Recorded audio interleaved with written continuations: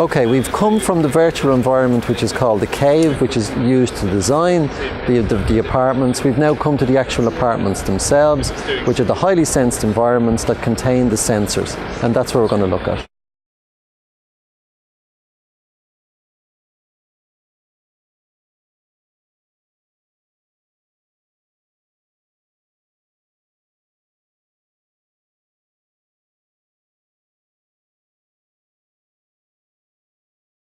We're inside now one of the apartments here in Great Northern Haven. We've got 16 apartments here where older people have been living for the past 4 years. And as you'll see throughout the apartment, we've got a number of different sensors in here. So the main ones that you can see are these passive infrared sensors up here, and we have contact sensors on the windows and doors. And basically this screen here just gives us a view of, a schematic of the apartment and the current status of the apartment. So we can see at the minute in the living room there's presence, there's movement in here, and the box here is coloured green.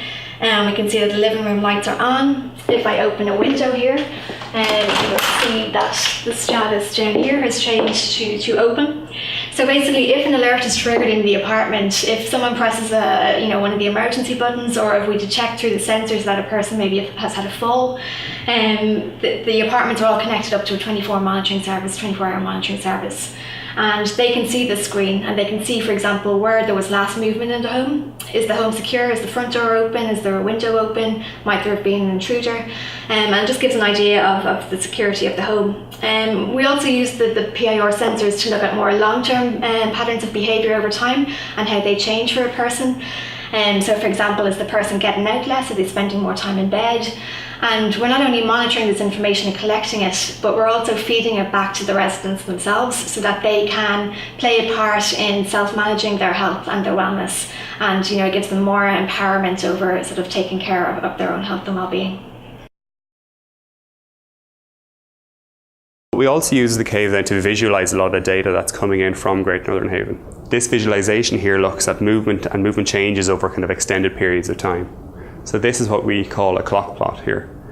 It's a number of concentric circles, and day one is in the very centre, and each subsequent day is a day out from that.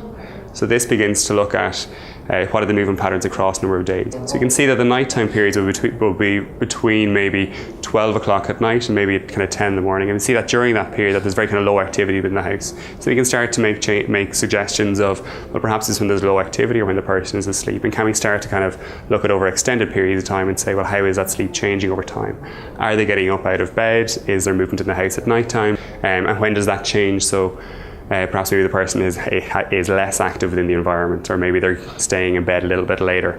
And then how do we start to push the information back to the person? How do we kind of allow the person to kind of get involved and to say, well, actually, this is an unhealthy behaviour. This is not a best practice behaviour, and how can we change that?